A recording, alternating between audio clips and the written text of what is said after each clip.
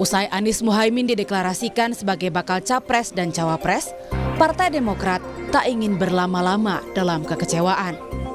Partai Demokrat ogah untuk comeback ke koalisi perubahan. Sekretaris Majelis Tinggi Partai Demokrat Andi Malarangeng menegaskan Demokrat ingin move on dan menjalin kerjasama dengan koalisi lainnya. Andi bilang Demokrat tak mau lagi terlibat perjudian politik antara Surya Paloh dan Anies Baswedan. Ini daripada kembali lagi ke masa yang seperti itu, lebih baik kita masuk ke melangkah ke depan dan tidak melakukan perjudian. Jadi tawaran untuk comeback tidak akan mungkin terjadi ya? Masa kita mau ke sana lagi? Sudah meninggalkan kita, bukan kami yang meninggalkan mereka yang meninggalkan kami, dan tetapi namanya politik ya begini adalah rupanya, dan lebih baik kami melangkah ke depan. Segera akan membuka komunikasi dengan pihak-pihak sahabat yang lain. Di lain pihak, Sekjen PKS Abu Bakar Al-Habsyi mengajak Partai Demokrat kembali ke koalisi perubahan setelah resmi mencabut dukungan untuk mengusung bakal capres Anies Baswedan. Pasca deklarasi pasangan Anies dan Muhaimin hari Sabtu di Surabaya, PKS akan membahas masuknya Muhaimin Iskandar sebagai bacawa pres di Majelis Syuro. Namun PKS melihat kehadiran PKB ke koalisi perubahan merupakan tambahan kekuatan baru, sehingga berharap Demokrat bisa kembali bergabung. Ya, PKS melihat kedatangan PKB kemarin adalah sebagai kekuatan baru, ya. Dan saya yakin percaya juga Demokrat semoga hatinya bisa terbuka untuk comeback bersama kita. Pada dasarnya acara kita kemarin itu adalah sebuah peristiwa, ya, gabungnya PKB bersama kita. PDI Perjuangan sebagai partai yang mengusung Ganjar Pranowo sebagai bakal capres membuka peluang bagi Demokrat jika ingin bergabung mendukung Ganjar. Ketua DPP PDIP Puan Maharani bilang akan kembali silaturahmi dengan Demokrat menjajaki kemungkinan berkoalisi. Komunikasi dengan Demokrat sendiri Mbak, apakah sudah terjalin? Masih berjalin dan selalu terjalin. Jadi tentu saja setelah ini kita mungkin akan melakukan silaturahmi untuk menjajaki kemungkinan-kemungkinan yang ada. Berdasarkan peta koalisi saat ini, Demokrat berpeluang bergabung dengan koalisi pendukung bakal capres Ganjar Pranowo atau bakal capres Prabowo Subianto. Bahkan, Ketua Majelis Tinggi Demokrat Susilo Bambang Yudhoyono juga sempat memberi kode pujian bagi Ganjar dan Prabowo usai ditinggalkan Anies Baswedan.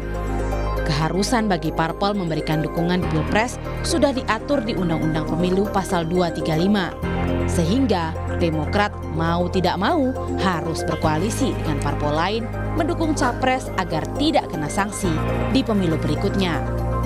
Tim Liputan, Kompas TV.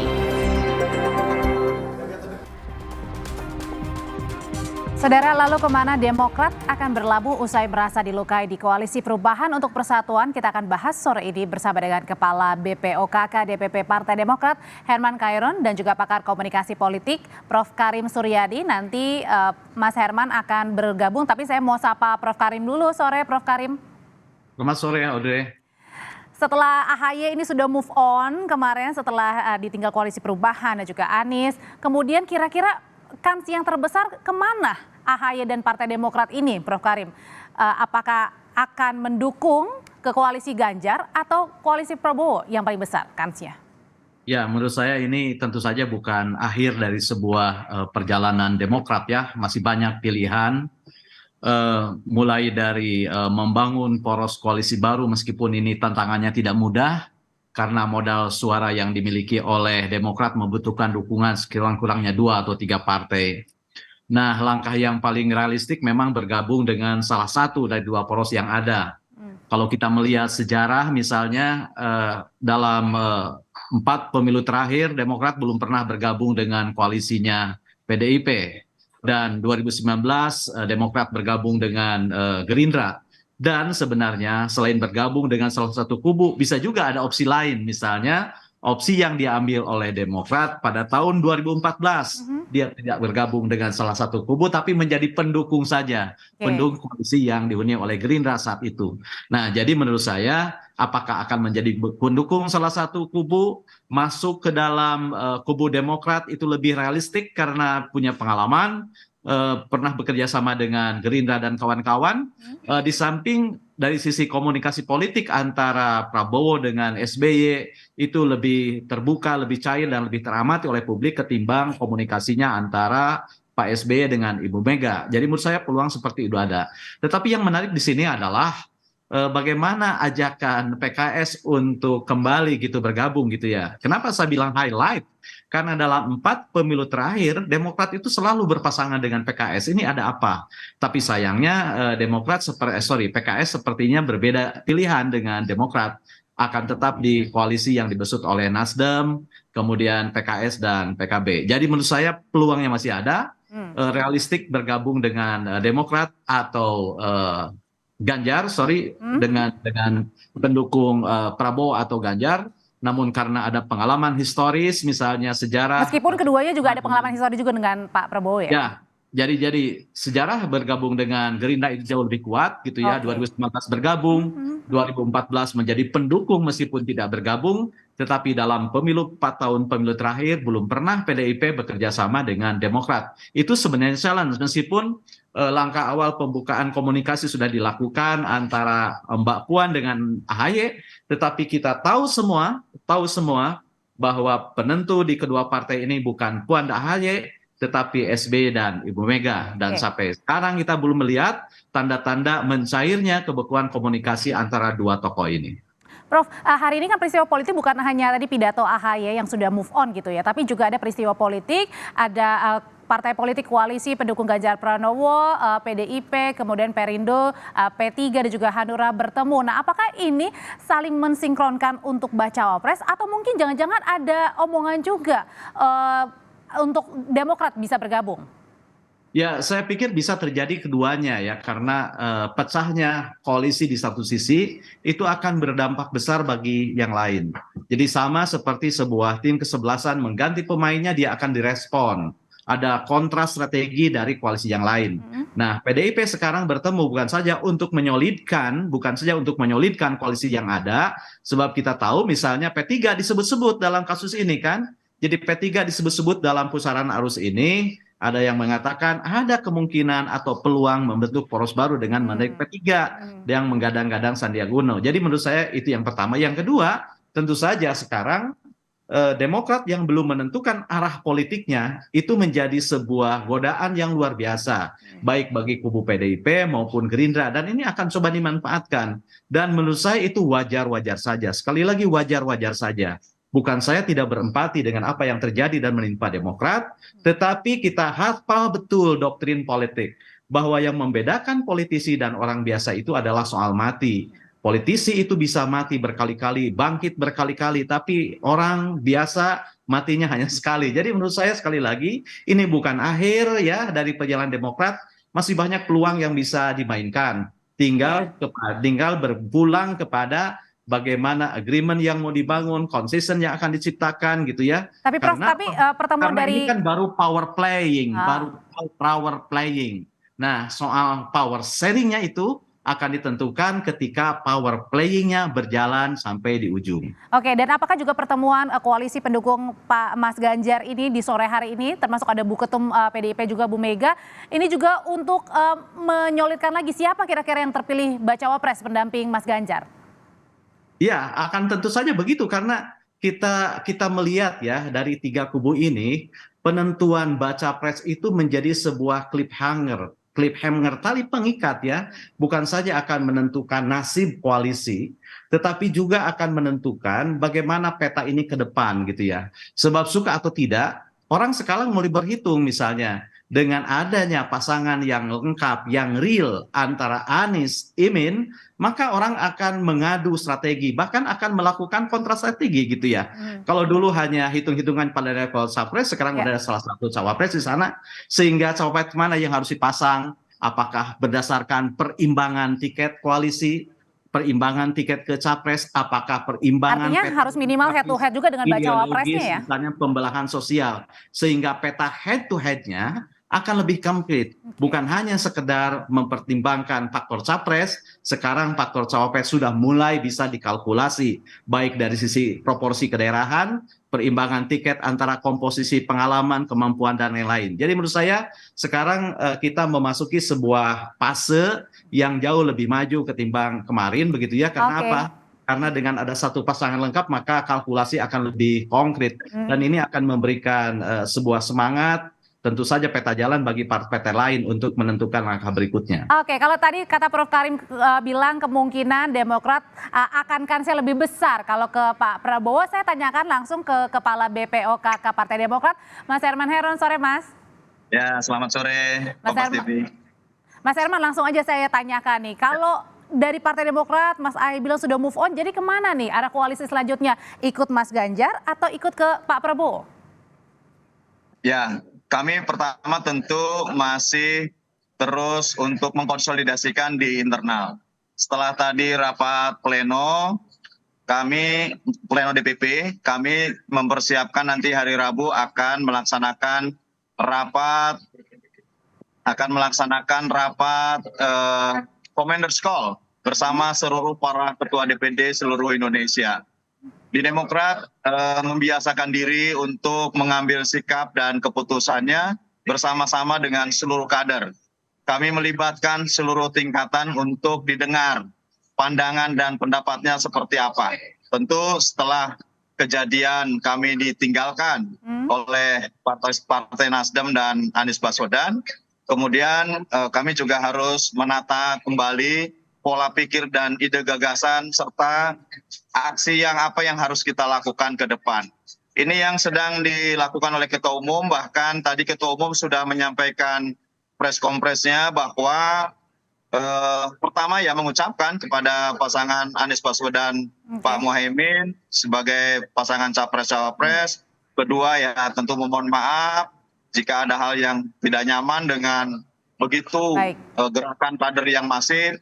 Ini saya kira sebuah hal yang tentu mencerminkan Ketua Umum sudah move on dan ke depan apa yang sejatinya bisa dilakukan dengan situasi ini. Kalau memilih apakah kepada partai koalisi A, kepada koalisi B, tentu semuanya dipertimbangkan. Bahkan ya tidak menutup kemungkinan. Tapi Mas Herman, sekali lagi tidak menutup kemungkinan jika ada opsi-opsi baru yang tentu ini lebih bisa menjamin terhadap kebersamaan, terhadap mengedepankan etika dan moral berpolitik ya. Terus memegang teguh komitmen. Ini kan juga menjadi pengalaman di internal kami bahwa juga kita harus melandaskan kerjasama itu berdasarkan moral, etika, dan komitmen kebersamaan itu. Kalau gitu pertanyaan selanjutnya, apakah yang dimaksud Mas Hairon itu adalah membentuk koalisi baru atau poros keempat? Nanti jangan dijawab dulu Mas Herman, usai jeda kita akan kembali hanya di Kompas Petang. Jadi sebenarnya Mas Herman, suara terbanyak dari kader Partai Demokrat ini mau kemana sih? Ke mendukung Pak Ganjar, Mas Ganjar, atau ke Pak Prabowo? Karena kan belakangan yang intens membuka terus komunikasi adalah antara Mbak Puan dan juga Mas Ahy. Begini, keputusan untuk koalisi penetapan capres-cawapres itu adalah Majelis Tinggi Partai yang sidangnya akan dipimpin langsung oleh Ketua Majelis Tinggi Partai Pak SBY. Termasuk Ketua Umum juga ada di sana gitu ya. Nah, tetapi sekali lagi bahwa budaya demokrasi di internal Partai Demokrat itu dijunjung tinggi. Oleh karenanya setelah tadi rapat pleno DPP yang dihadiri oleh seluruh pengurus pleno DPP dan ketum membuka ruang untuk masukan dan pandangan para kader yang khususnya sebagai pengurus DPP, tentu semuanya dicatat. Ya variasi lah ya, ada yang menuju ke Pak Ganjar, ada yang menuju ke Pak Prabowo. Tapi bocoran dong Mas Herman. Bocoran dikit dong Mas Herman ya, kalau pada... Ini bocoran ini. Ya, ini bocoran. Oke, baik. Prof Karim nanti yang analisis Prof Karim lah gitu ya. Terus kemudian ada yang mengusulkan membuat koalisi baru gitu ya. Kan membuat koalisi baru tentu tidak mudah ya. Kita harus membangun kembali chemistry dengan beberapa partai. Dan ini yang pasti ya tentu ada dua pilihan yang mau tidak mau ini menjadi sebuah pilihan gitu ya. Nah, tentang koalisi baru ya tentu ini juga kalau ada respon dari partai lain ya kita juga akan membuka komunikasi politik supaya seperti apa arah dan tujuannya kita ingin menyamakan kembali. Karena bagi Partai Demokrat tentu sudah 2 kali ini peristiwanya hampir sama. Peristiwa tahun 2019 juga sama di last minute kita juga seperti ditinggalkan begitu saja gitu ya. Artinya jangan sampai 3 kali gitu ya? Ya saya kira Baik. kami tidak berharap terjadi gitu ya. Tetapi tentu membangun komitmen itu kan bisa dilihat dari chemistry. Karena dari awal selalu saja ada polemiknya lah dengan Nasdem ini. Selalu ada perbedaannya dan ada serangan dan lain sebagainya. Tentu sebetulnya dari awal sudah kami rasakan, banyak teman sudah menyampaikan, hati-hati apakah di ujung tidak ditinggalkan. Ini banyak sekali masukan dan pandangan dari luar juga. Nah ini ke depan tentu kita akan lebih prudent lebih terbuka dan bagaimana tentu berkomunikasi politik yang lebih mengedepankan etika dan moral tadi. Kalau gitu Prof Karim sebenarnya suara dari Partai Demokrat ini lebih baik harusnya kemana nih? Mendukung Mas Ganjar atau Pak Prabowo? Kalau pertanyaannya lebih baik Mas Hoiron lah yang lebih tahu dan Mas Hoiron akan bilang. Lebih besar mana deh kansnya peluangnya? Tergantung suara DPD gitu ya. Tapi menurut saya sekali lagi sekali lagi tadi saya katakan di awal peluang membangun poros baru gitu ya di mana Demokrat menghela lokomotif poros ini mungkin, tetapi ya tantangannya agak berat ya, jauh lebih berat ketimbang bergabung ke dalam 2 poros yang ada. Kenapa begitu? Dengan modal suara 7,7 gitu ya agak sulit mencari yang lain gitu karena partai-partai yang punya suara kan sudah hinggap di salah satu koalisi. Nah, itu yang pertama. Yang kedua, dengan melihat sejarah kerjasama dengan Gerindra yang jauh lebih panjang ketimbang sejarah kerjasama dengan PDIP dalam 4 pemilu terakhir yang belum pernah, maka menurut saya condongnya sih lebih ke Gerindra. Atau mungkin, nah yang ketiga ini saya bilang mungkin karena pada 2014 kan Demokrat pernah mengambil posisi mendukung tapi tidak bergabung, tetapi kelihatannya porsi ini tidak diambil gitu ya, tapi sekarang lebih tegas akan memilih untuk berkoalisi bergabung dan tentu saja saya yakin pilihannya akan ditentukan seberapa besar insentif politik yang akan didapat, insentif elektoral yang akan didapat, karena saya yakin setiap koalisi yang dibangun oleh partai manapun, oleh kekuatan manapun, dan setiap partai bergabung kepada koalisi manapun pasti memiliki 2 tujuan. Tujuan pertama adalah memenangkan koalisinya, dan yang kedua memenangkan partainya. Jadi ini persis seperti pemain sepak bola. Seorang striker itu selalu ingin memenangkan timnya sekaligus juga ingin mencetak gol. Tapi setidaknya kalau tidak ingin mencetak gol ya paling tidak timnya menang. Jadi menurut saya kalkulasi tentang di mana sebenarnya ruang yang lebih besar bagi Partai Demokrat untuk mengatrol raihan suaranya dan juga memperoleh insentif politik itu akan menentukan kemana Partai Demokrat akan berlabuh begitu. Sebenarnya halo. Ya, silakan. Sebenarnya sih permasalahan utamanya itu adalah presidensial threshold 20% itu. Andai kata tidak ada PT 20%, mungkin persoalan kegaduhan koalisi bisa selesai teratasi ya. Karena memang dengan pembatasan inilah akhirnya harus ada penggabungan antar partai. Dan tadi saya koreksi Pak Prof Karim, Demokrat itu 9,3% gitu ya. Jadi sebetulnya karena gini Prof Karim, Mas Herman. Karena gini Mas Prof Karim, Mas Herman, ini ada pernyataan dari Gubernur Jawa Tengah sekaligus baca pres dari PDIP Ganjar Pranowo yang sudah menjawab singkat ternyata ini terkait dengan bagaimana peluang koalisi dengan Partai Demokrat. Ganjar menegaskan ia bersama dengan PDIP belum menjalin komunikasi lagi dengan Partai Demokrat termasuk peluang AHY menjadi bakal calon wakil presidennya. Saya kira kalau dari... Tahan dulu Mas Herman, kita simak dulu pernyataan dari Mas Ganjar. AHY untuk menjadi cawapres mungkin Pak, seberapa serius mendekati Demokrat Pak? Belum. Mas Herman, silakan. Saya kira ya yang lebih pasti kalaupun komunikasi ya dengan koalisi saat ini adalah dengan koalisi partai-partainya gitu ya. Karena biasanya ya yang sangat menentukan adalah pimpinan-pimpinan partai koalisi. Pengalaman kami kan kemarin sama. Anies Baswedan sudah menetapkan cawapresnya adalah Mas AHY. Tetapi kemudian karena Nasdemnya memiliki sikap lain, pada akhirnya juga ya sama saja. Tidak berkomitmen terhadap selama 1 tahun kami menjalin persahabatan koalisi dengan baik. Nah, oleh karena itu ke depan, saya kira memang yang harus dimatangkan adalah bagaimana komunikasi itu.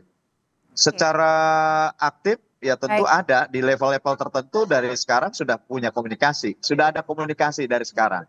Baik dengan teman-teman yang ada di Pak Ganjar, ada di Pak Prabowo, bahkan ada di partai-partai lain yang punya keinginan yang sama untuk membentuk poros baru. Ada saja Mas di Herman, level-level tertentu untuk bicara. ngomong-ngomong tentang sudah berkomunikasi dengan Partai Gerindra, kita juga punya pernyataan dari Wakil Ketua Umum Partai Gerindra, Habibur Rahman, yang kita akan dengar ini menyatakan kalau Partai Gerindra membuka pintu bagi Partai Demokrat jika mau bergabung mendukung baca pres Prabowo Subianto. Tapi gagasan perubahan yang dibawa Demokrat harus dibicarakan dulu bersama anggota koalisi. Memang perlu dialog lah ya, perlu ngobrol, perlu ketemu dulu, baru kita bisa berpikir bagaimana kita bisa berjuang bersama-sama. Dengan Demokrat itu sudah 2 pemilu loh. Kalau ini 3 kali berarti hat-trick didukung Demokrat ya. Dan Pak Prabowo dan Pak SBY itu kan tipikalnya sama ya, mantan-mantan termasuk dengan Mas AHY kan, berlatar belakang militer, punya idealisme yang sama. Jadi kayaknya nyambung lah kalau Pak Prabowo dengan Pak SBY dan Mas AHY, kayaknya sih secara psikologis nyambung. Kalau gitu Prof. Karim, apakah untuk bisa diterima Partai Demokrat ke arah mendukung Mas Ganjar atau ke Pak Prabowo, ini artinya Partai Demokrat harus menurunkan nih keinginan ya, salah satunya dengan membawa nama Mas AHY untuk menjadi bacawa pres? Kuncinya menurut saya bukan diturun, dinaik, dilebar, disempit, tapi bagaimana menjalin komunikasi ya untuk membangun komitmen. Karena misalnya kalau dengan PDIP kan Mas AHY sudah masuk ke dalam 5 bakal calon wakil presiden saat terbuka diumumkan. Gerindra belum pernah mengumumkan siapa-siapa bakal calon wakil presidennya. Tetapi kalau kita melihat kultur komunikasi, pengalaman, kemudian tradisi partai memang lebih dekat ke sana gitu ya. Meskipun saya katakan bukan mustahil membuat ijtihad baru kerja sama politik dengan kubu yang baru. Ya, tetapi persoalan misalnya apakah tadi Mas Herman Hairon mengatakan perubahan untuk perbaikan, sementara Prabowo mengatakan saya pelanjut Jokowi. Ya menurut saya itu bukan kata kunci yang harga mati ya. Semua bisa didiskusikan bagaimana mencari konteks perbaikan dalam keberlanjutan kan bisa sebenarnya ya. Perbaikan dalam keberlanjutan ya clear aja sih menurut saya.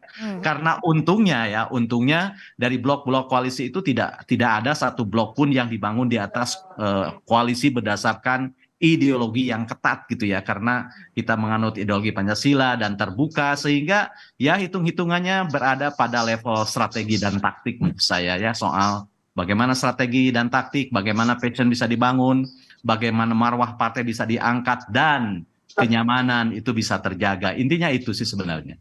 Kalau dari Mas Herman sendiri, salah satu sebenarnya untuk bisa kemudian bergabung dengan koalisi, apakah salah satunya adalah tetap menginginkan nama Mas AHY sebagai kandidat bacawa pres? Perlu dicatat bahwa ketika terbangun koalisi perubahan, Demokrat pun tidak pernah memaksa, mendesak, tetapi ini kan diberikan kesempatan masing-masing partai koalisi untuk mengusulkan para calon wakil presidennya. Artinya ya Demokrat mengusulkan. Setelah itu setelah ditetapkan oleh Mas Anies dan bahkan tidak ditolak oleh ketiga partai, tentu kami merasa bahwa sudah fix tinggal membicarakan waktu deklarasi. Ternyata endingnya lain lah gitu ya. Kenyataannya lain. Nah, kembali kepada persoalan bagaimana ke depan. Ya tentu juga Demokrat tidak pernah memaksakan, mendesak Mas AHY untuk menjadi calon wakil presiden. Tetapi bahwasanya kalau diminta kesediaannya untuk mengusulkan, ya Mas AHY sudah sangat layak dan pantas menjadi wakil presiden. Oleh karena itu, ya nanti diserahkan kepada partai-partai koalisi. Tagline sekali lagi kami tekankan bahwa tagline perubahan dan perbaikan untuk Indonesia yang lebih baik ini memang disiapkan untuk internal kami. Di Demokrat sendiri semangat perubahan dan perbaikan itu untuk bisa menyemangati pemenangan pemilu legislatif tahun 2024. Lantas kemudian diadop menjadi tagline pada koalisi partai-partai untuk Pilpres. Tentu ini juga menjadi sebuah gerakan perubahan gitu ya. Karena hampir 50% lebih juga masyarakat ingin terjadinya perubahan. Nah, kalaupun nanti kemudian kita berkoalisi dengan partai-partai yang lain atau dengan koalisi yang sudah ada saat ini, tentu juga akan ada penyesuaian-penyesuaian. Dan tentu Demokrat sangat terbuka lah untuk berbicara lebih terbuka lagi. Oke, kalau gitu kita nantikan nanti ya di hari Rabu rapat Majelis Tinggi Partai Demokrat apakah akan berlabuh mendukung. Hari Rabu masih rapat DPP, Commanders Call, Ketua Umum dan seluruh pejabat DPP untuk menentukan arahnya. Para ketua DPD. Baik, terima kasih. Masukan ya. Baik, terima kasih Mas Herman Herun, terima kasih Prof. Karim Suryadi, sehat selalu Bapak-bapak. Terima kasih.